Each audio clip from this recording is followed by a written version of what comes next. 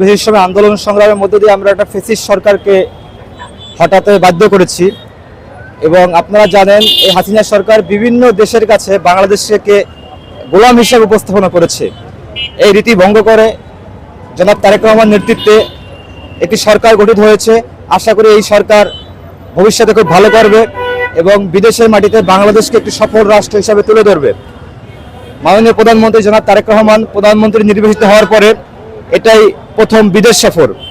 আপনারা জানেন মাননীয় প্রধানমন্ত্রী মালয়েশিয়া যাবে এবং চীন সফর করবে। এই সফরের মধ্য দিয়ে আশা করি আমরা বিদেশের মাটিতে বাংলাদেশ প্রচুর পরিমাণ জনশক্তি রপ্তানি করতে পারবে।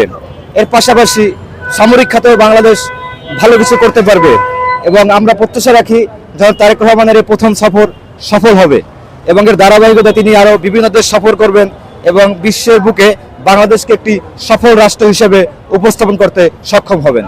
হ্যাঁ, আমরা প্রত্যাশা রাখি ইনশাআল্লাহ এই সফরের মাধ্যমে বাংলাদেশের প্রচুর পরিমাণ জনশক্তি মালয়েশিয়াতে ভবিষ্যতে যাবে এবং মালয়েশিয়াতে যে বর্তমানে জটিলতা কাজ করতেছে জনশক্তি রপ্তানি মোটামুটি এক ধরনের বন্ধ হয়ে আছে এবং বিভিন্ন রকমের দালালের খপ্পরে পড়ে এদেশের সাধারণ জনগণ সর্বশান্ত হচ্ছে এবং তাদের টাকা পয়সা বিফলে যাচ্ছে।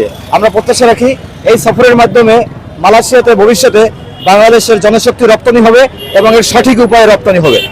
আপনি জানেন আমরা সরকার গঠন করেছি মাত্র 3 মাসের কাছাকাছি।